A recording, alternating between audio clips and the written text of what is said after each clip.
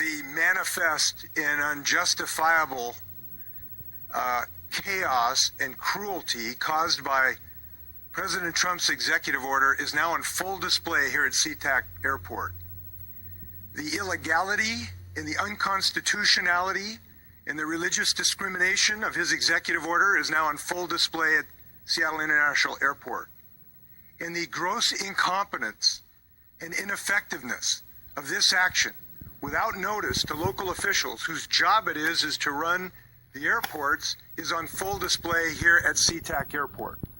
First, I want to address the gross cruelty of this.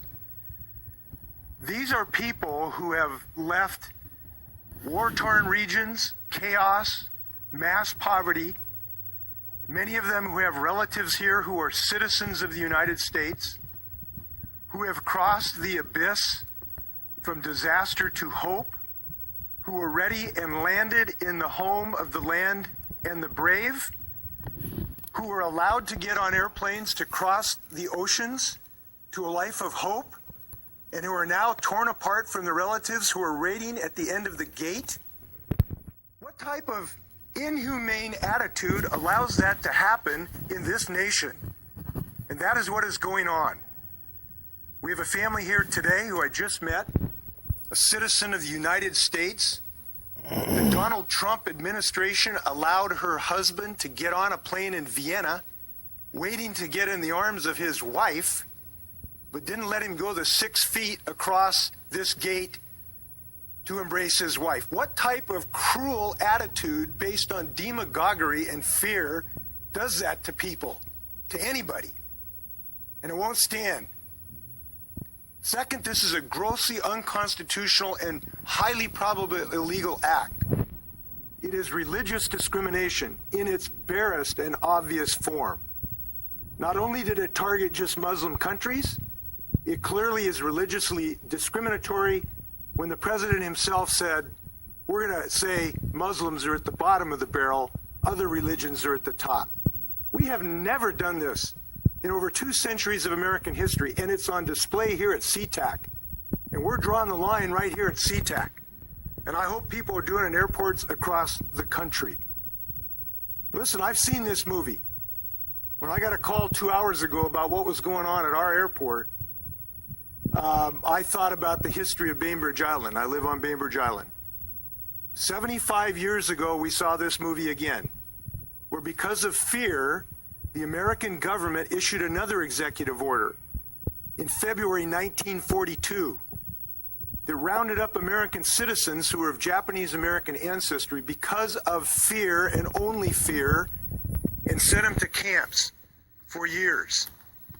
I know from Bainbridge Island what fear can do, and I know that Americans need to stand up against this today across America. Third point I want to make, this is probably the most incompetent, ineffective, unconsciously provocative, and dangerous action of any government I've ever seen. To drop this on SeaTac Airport with no notice of how to handle this, I got to tell you, these people couldn't run a 2-car funeral. And it's very disappointing to see our federal government create chaos in our nation.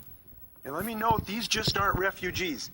These are business people who now might be in the high-tech sector. They might be physicians. They can't leave the country now to leave because they can't get back in, even though they're legally here in this country. This is damaging to the economy of my state, and it is unacceptable. So I called the White House about an hour ago. I talked to Justin Clark. He's in the Intergovernmental Affairs.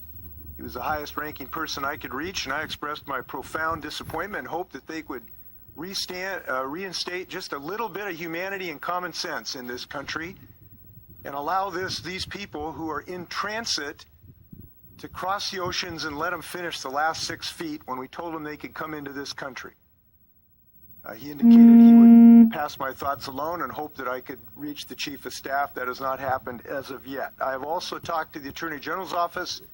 The Attorney General is now examining what options we have. It is difficult, though, because, frankly, the judicial system is being held hostage here, too, because the Trump administration won't tell the governor of the state of Washington the characteristics of the people who are now being held in custody in my state at SeaTac. Therefore, it's difficult to get in front of a judge to really get relief from what I consider unconstitutional activity. So I don't think that's consistent with comity of the federal government in the state of Washington. I think it's wrong, and we're going to continue to ask them to respect that and give us this information so that federal courts can act appropriately. I hope that that will happen in the near future. Let's hope that common sense and humanity is restored in the next few hours in this country. Thank you.